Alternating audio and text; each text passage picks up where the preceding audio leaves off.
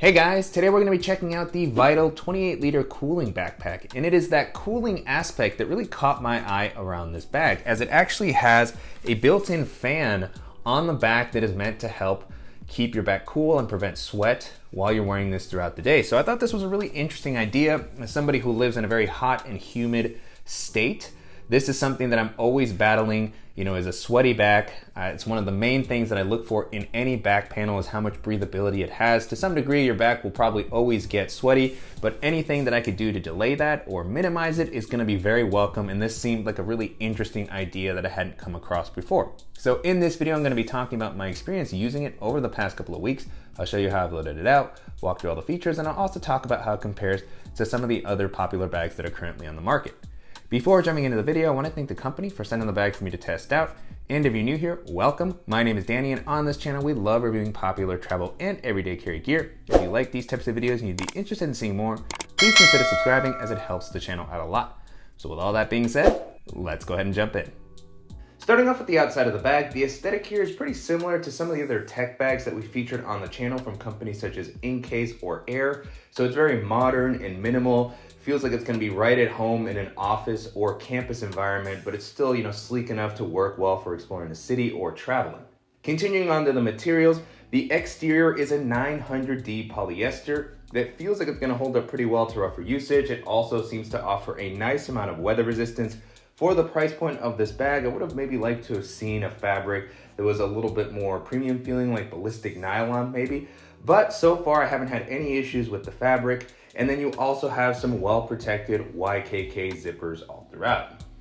On the front of the bag, you have a little loop here on the bottom, which is going to be a good spot to attach something like a bike light. You have the blacked out company logo on the front, so I really like how kind of subtle that is. It doesn't pop too much. You have a nice carrying handle at the top, which is well padded. It's got some breathability on the inside. It's pretty thick, so even if you're carrying the bag and it's a little bit heavy, you can pick it up easily. Don't have to worry about it tearing or the strap digging into your fingers. And then I was excited to see that on the side you have two external water bottle compartments, one on each side. These seem to offer a decent amount of space. Currently what I have in here is the same 20-ounce water bottle that you've seen in a lot of my other daily bag videos.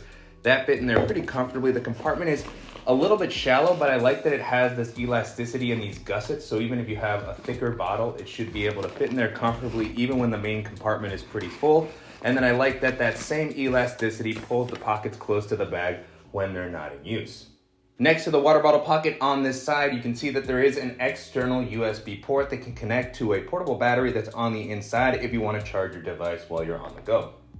Moving into the capacity, the bag comes in at about 28 liters, which is a really versatile size in my opinion. It's a little bit of a larger EDC bag, maybe slightly bigger than what I would normally carry with me, but that does come with some additional flexibility, so I was easily able to hold all the items that I normally like to carry with me. The bag does get a little bit larger when it's completely full, so it'll stick out. It's not quite as slim as some of the other kind of tech and EDC bags that we've looked at, but it never felt so overwhelmingly big that it was uncomfortable to take onto public transit or for navigating crowded areas. Taking a look at the straps in the back panel, so far the bag has been pretty comfortable to wear. I like how the straps have been implemented here. They have a decent amount of padding, and then on the inside there's plenty of breathability. You have this mesh fabric here that's going to help prevent moisture from building up, and these straps also have a nice width to help prevent the bag from digging into your shoulders when it's a little bit more packed out. On the straps, you have an adjustable sternum strap to help distribute the weight, and then you also have a button that actually activates the fan on the back, which is what's going to help cool your back whenever you turn that fan on.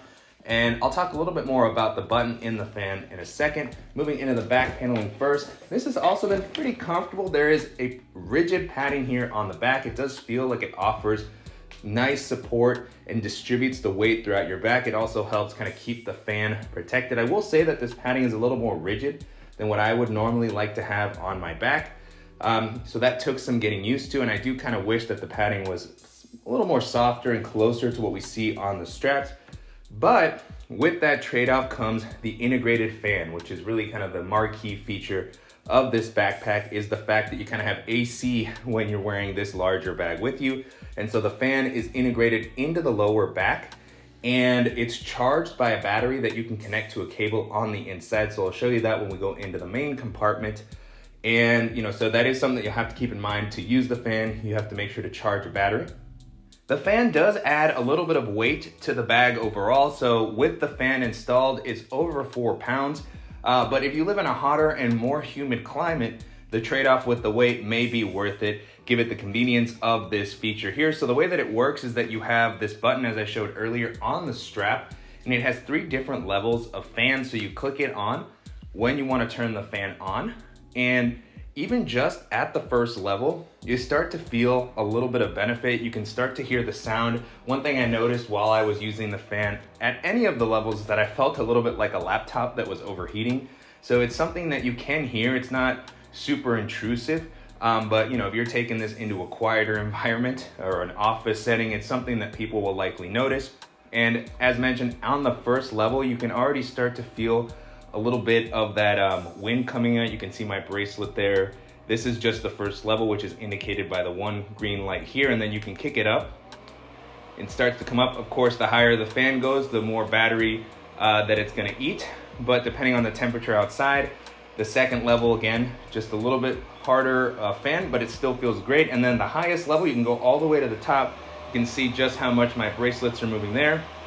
And I wore this around. I live in Florida, very humid, and I did notice a much cooler back when the fan was activated. It really helped me feel more comfortable while I was walking around. It felt like it would prevent my back from getting completely sweaty. And you really feel with this deep air channel, the air getting distributed throughout your back. You can see the noise, again, gets louder the higher the fan goes. Not too bad, particularly when you're outside, if you're commuting or walking around in a louder city, but something that you want to keep in mind when you're using it. So far, the battery has held up pretty well. I'll show you the size of battery that I have.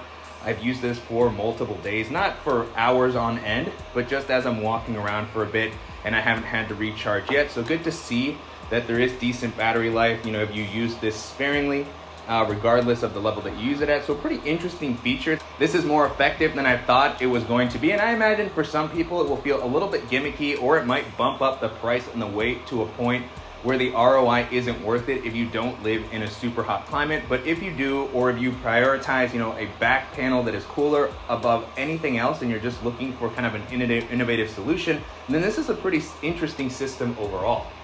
Jumping into the organizational options, the bag has a pretty nice variety of pockets all throughout. On the front, you have a quick access pocket that's a little bit more hidden here on the side. So it's got this vertically oriented zipper. This is going to be great for swinging the bag around and accessing this without taking the bag all the way off. Decent amount of space here. It goes all the way across. It's not all the way to the bottom, so it's about this tall.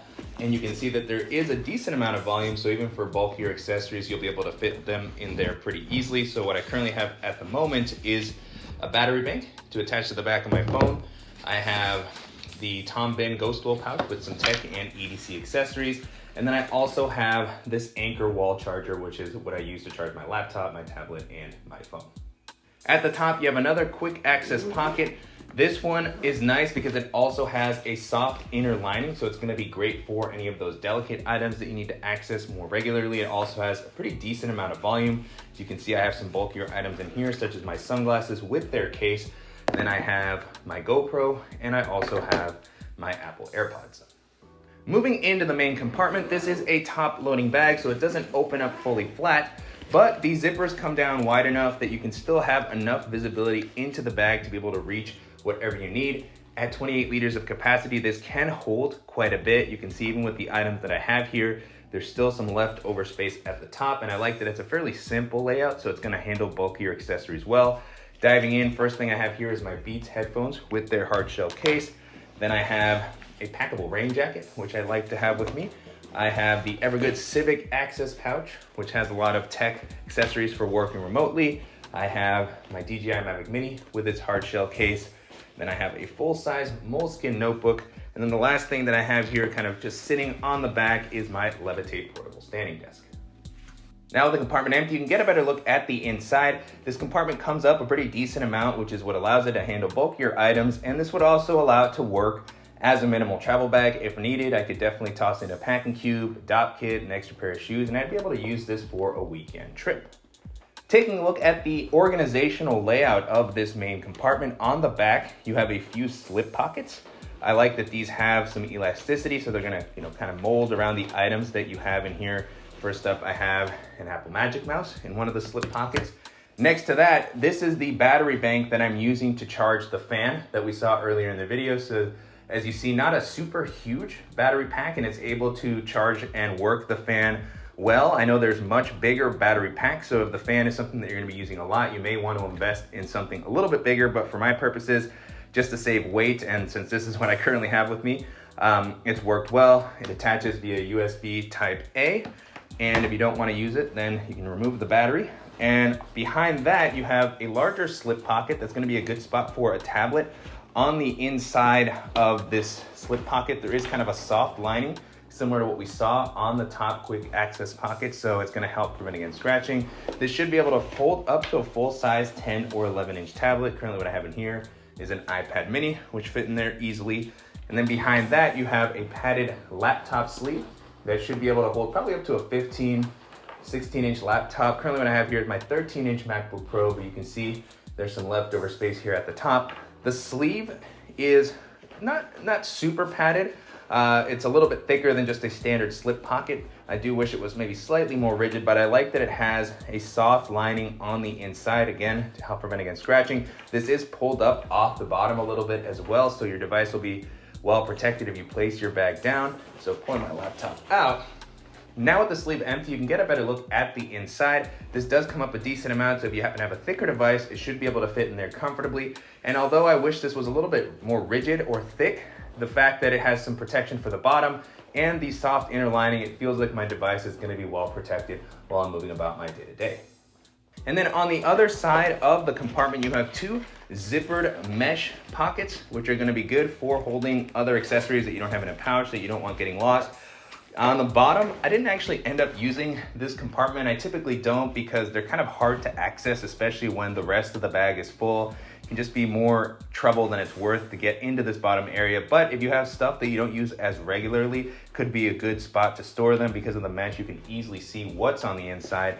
And then above that, you have another similarly sized compartment. Again, very visible mesh. And in this area, with the volume that's provided, I just have the little tin that I typically have with Band-Aids and ointment. I have a deck of playing cards, and then I also have a little manicure set that I always carry with me. So a pretty nice amount of organization and space in this main area and throughout the rest of the bag. I really like the minimal aesthetic that it has, and of course, the uniqueness of having the fan incorporated into the bag. So if you're looking for a versatile and spacious kind of tech backpack for a hotter climate and you really want something kind of unique to help keep your back a little bit cooler, this is gonna be a solid option to consider. And so to wrap up, it's been a pretty good experience testing out the V.I.T.L 28-liter cooling backpack over the past couple of weeks. You can currently purchase this on the company's site for about $200, which is definitely a bit of an investment. The bag has a nice feature set, and there is something to be said for the uniqueness of having the fan built into the backpack. There's not a ton of bags that have that, so that's pretty interesting. But at that price point, there's gonna be a lot of other great options that may be worth considering. And so as I was testing this out, the first bag this made me think of is the Air City Pack Pro, which is one of the more recent bags that they've released, and I've been a big fan of that bag. It has an excellent build quality, 1680D, as we've come to know from Air, very comfortable harness system with a really breathable back panel. Now it doesn't have the built-in fan, but for just the back panel on its own, with the materials and the elevation that's provided, it does a pretty good job of keeping me comfortable. Love the organizational layout on that bag. It has great laptop protection, suspended, super padded. It's got a very sleek look, clamshell style opening. And so if those are the types of things that you look for in a bag, you want something durable in this price range, that's gonna be one of the best options that you can check out. The next bag this made me think of is the Evergood CHZ22. The recently updated version has a very interesting back panel that is also quite breathable. It's a very comfortable bag, great build quality. Like this one, it's kind of a top-loading bag that opens up pretty wide. It's a really simple layout, just a few quick access compartments that are very well laid out. The fabric that's used on that is very, very durable. It's got a lot of weather resistance, suspended and well-padded laptop compartment. And so just a really versatile bag. If you're looking for something very minimal, durable, and comfortable, it's gonna have this type of a vibe and a similar price point. That's gonna be a great option to check out. Another bag this made me think of is the Fjallraven Raven 28, which was recently updated to include a more breathable back panel. I don't think that's gonna be quite as breathable as this, but it does improve upon the previous version. comes in at 28 liters, so a similar capacity to this, and it has an excellent organizational layout, just tons of pockets for everything that you need to access, well-padded laptop compartment, solid build quality, and I like that that one has a little bit more of a heritage or old school vibe, so if that's the type of bag that you like and you want to save a little bit of money, that's going to be a great option to consider. And then the last option that I'll mention here is the Timbuk2 Authority Pack Deluxe, which is a great work and everyday bag. It's got a pretty sleek and modern aesthetic, excellent build quality, lots of organizational options for everything that you need to carry with you, well-padded laptop compartment. The harness system on that is very comfortable. It's got beefy straps and a very elevated back panel, so it has a large air channel that's going to provide you with a lot of breathability. Again, maybe not as much as with a fan, but it still does a really great job of just kind of keeping you a little bit more comfortable as you're wearing it for a longer time throughout the day. Very sleek aesthetic. And again, if you're looking for this type of a bag in this size, but maybe with something that's going to offer a different organizational layout, that's going to be a great option to consider. With that being said, the V.I.T.L 28 liter cooling backpack is still a pretty versatile all-purpose bag, and it's going to give you a nice amount of space, a decent amount of organization, and if you're particularly interested in a backpack that has that integrated fan, if you want something that's really going to help cool your back down a little bit more throughout the day than kind of a standard harness system, then this may be worth checking out. And I'm definitely curious to hear what you all think of this backpack, and in particular the fan system that we looked at during the video. Is this the type of feature that you'd be interested in, particularly want to see in other bags? Or is it something that you could probably do without, or you prefer to not have the weight? Let me know your thoughts in the comments below, and also if there's any other bags that have kind of unique and interesting features like this. And I want to thank the company again for sending the bag for me to test out, and to you guys for watching and supporting the channel. If you enjoyed this video, please give us a like, and if you haven't already, make sure to subscribe so you don't miss any upcoming videos, and we'll see you in the next one.